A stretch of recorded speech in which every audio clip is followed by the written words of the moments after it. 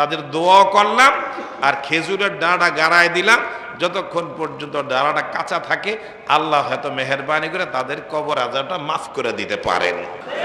আজান দেয়, মসজিদের সামনে আড্ডা মারে, আজানটা হয়েছে, আউট হয়ে গেছে। শয়তান আজান হলে বাগে, আর কিছু বেনামাজি আছে এরাও বাগে, ঠিক না বেটি? যদি ভাই আজান হয়েছে মসজিদে একটু কাম আছে যাই, এতক্ষণ আধা ঘন্টা 1 ঘন্টা বই, তখন তার কাম নাই, এখন আজান হয়েছে তার কাম ঠেলা দিছে, আছে না নাই? যদি ভালো করে ধরে না যে নামাজটা পড়ে যাই তুই শেষে যখন দেখবো আর বাঁচতে পারে না, তখন কইব যে কাপড়টা ঠিক নাই, আছে না নাই? এটা কি ভালো কথা না খারাপ কথা?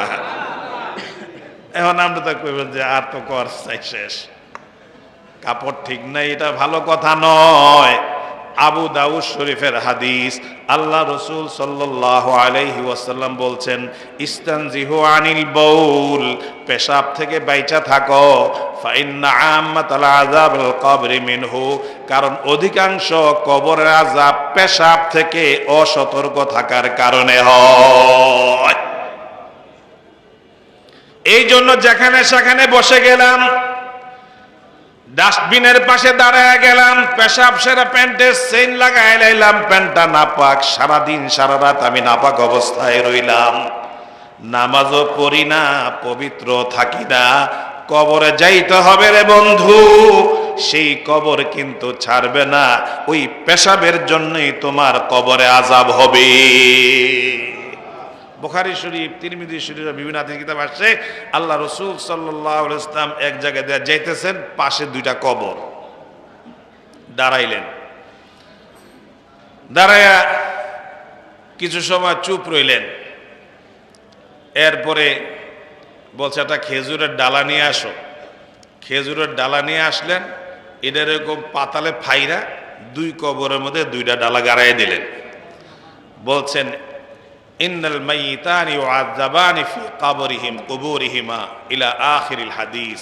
বলছেন এই 2টা কবর, এই 2টা কবরবাসীকে কবরের মধ্যে শাস্তি দেওয়া হইতাছে, আল্লাহ পাক আমার অন্তর চক্ষু খুলে দিয়েছে, আমি দেখতেছি। সুবহানাল্লাহ বলেন।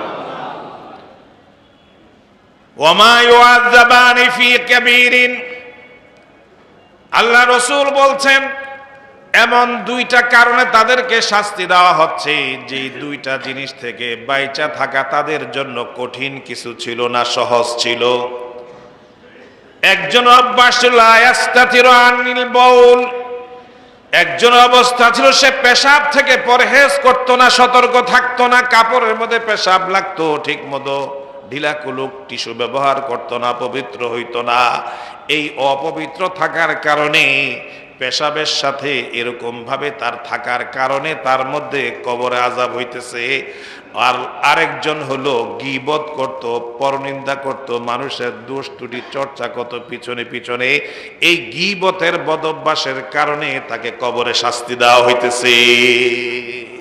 আর বলছেন আমি তাদের দোয়া করলাম আর খেজুরের ডাঁটা গাড়ায় দিলাম, যতক্ষণ পর্যন্ত ডাঁড়াটা কাঁচা থাকে আল্লাহ হয়তো মেহেরবানি করে তাদের কবর আযাবটা মাফ করে দিতে পারেন।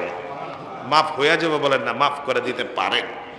এই জন্য আজকের পরের থেকে যারা আমরা আছি এই কাজটা করব না তো ইনশাআল্লাহ, গীবত করব না, পেশাব থেকে অসতর্ক থাকবো